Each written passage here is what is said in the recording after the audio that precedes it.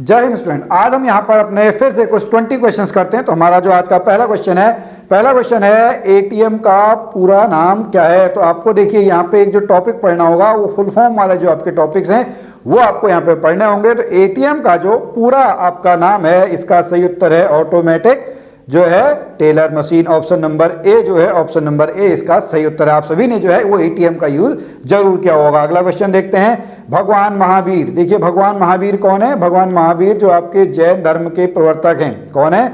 जैन धर्म के जो आपके प्रवर्तक हैं। हालांकि जैन धर्म में जो तीर्थंकर हैं उसमें ये आपके 24वें नंबर पे आते हैं। और इनका जो जन्म है वो आपका कहाँ पे होता है? इनका जन्म आपका वैशाली में होता है। कहाँ पे होता है? भगवान महावीर का जो जन्म है वो आपका वैशाली में होता है। अगला क्वेश्चन, जंगल बुक, ठीक है। जंगल बुक पहले एक आपका सीरियल आया करता था, जंगल जंगल बात चली है। तो ये आपका लिखा है आपका किसने? Rudyard Kipling. किसने लिखा है? Option number B Rudyard Kipling जो है बहुत आपका सही उत्तर है। अगला क्वेश्चन, क्वेश्चन नंबर 4, विश्व जनसंख्या दिवस। देखिए आपको यहाँ से टॉपिक और पता लग जाना चाहिए। आपको जो दिवस वाले इंपॉर्टेंट डेज वाले जो हैं वो आपको यहाँ पे याद करने हैं। विश्व जनसंख्या दिवस जो है वो प्रत्येक वर्ष जो है वो 11 जुलाई को आपका मनाया जाता है, ठीक है। अब यहाँ पर आप बता सकते हैं कि जो भारत है, भारत देश जनसंख्या में आपका कौन से नंबर पे आपका आता है? पहले नंबर पे आता है कि दूसरे नंबर पे आता है? अगर आप कमेंट में बताना चाहेंगे तो आप बिल्कुल बता सकते हैं। आप चलते हैं क्वेश्चन नंबर 5 की तरफ। कौन सा एक विश्व का सबसे बड़ा झरना है? तो इसका सही उत्तर क्या है? इसका सही उत्तर है एंजल जलप्रपात, ठीक है। ये आपका झरना है। झरना जो सबसे बड़ा आपका है वो कौन सा है? एंजल जलप्रपात है। अगला क्वेश्चन, क्वेश्चन नंबर चलते हैं 6 पे, ओके। गोदान पुस्तक के लेखक, देखिए आपको यहाँ पे जो पुस्तक और लेखक हैं उनसे भी आपको क्वेश्चन जो है वो आपको बन के आते हैं, ठीक है। तो यहाँ पे गोदान जो आपका लिखी हुई है वो आपका किसने लिखी है? मुंशी प्रेमचंद ने लिखी है। किसने लिखी है? मुंशी प्रेमचंद ने। गबन, गोदान, ठीक है। अगला question, question number 7, the lady with the lamp, okay. ये नर्सिंग के क्षेत्र में आपका जाने जाती है फ्लोरेंस नाइटिंगेल। कौन सा है? Option number B. Option number B जो फ्लोरेंस नाइटिंगेल हैं इनको the lady with the lamp के नाम से भी जाना जाता है। क्वेश्चन नंबर 8 पे चलते हैं। कौन सा सम्राट स्वयं को दूसरा अलेक्जेंडर कहता था? ठीक है, अशोक कहता था, समुद्रगुप्त कहता था, अलाउद्दीन खिलजी या फिर आपका जो है अकबर। जो आपका समुद्रगुप्त है इसको तो भारत का नेपोलियन बोला जाता है। क्या बोला जाता है? भारत का नेपोलियन बोला जाता है।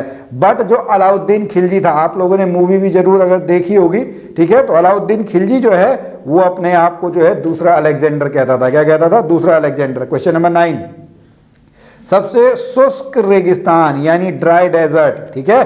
तो ये आपका क्या है? ये है आपका अटकामा। कौन सा है? Option number A. Option number A इसका सही उत्तर है। थार आपका कहाँ पे है?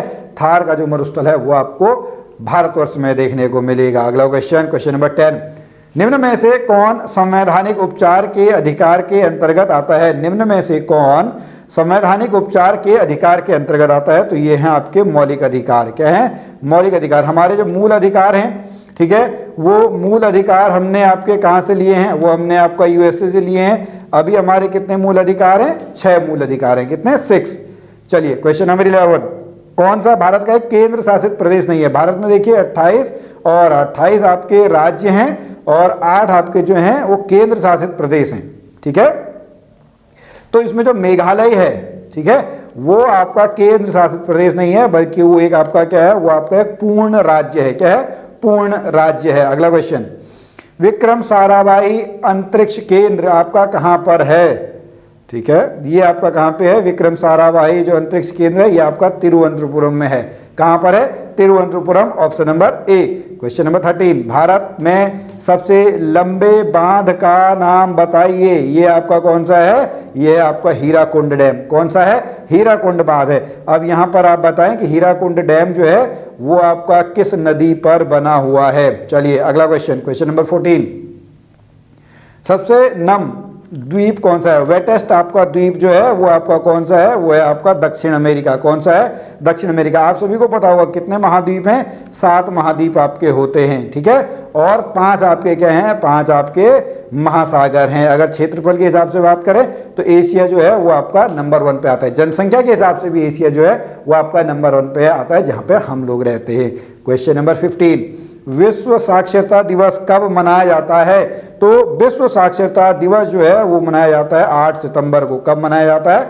8 सितंबर को जो है वो विश्व साक्षरता दिवस मनाया जाता है। Question number 16 hotline. देखिए आपने बहुत सारी मूवीज में देखा होगा कि दो देशों के जो आपके अध्यक्ष हैं या जो देशों के प्रधानमंत्री हैं, राष्ट्रपति हैं या टॉप वाले जो हैं वो हॉटलाइन से आपका बात करते हैं।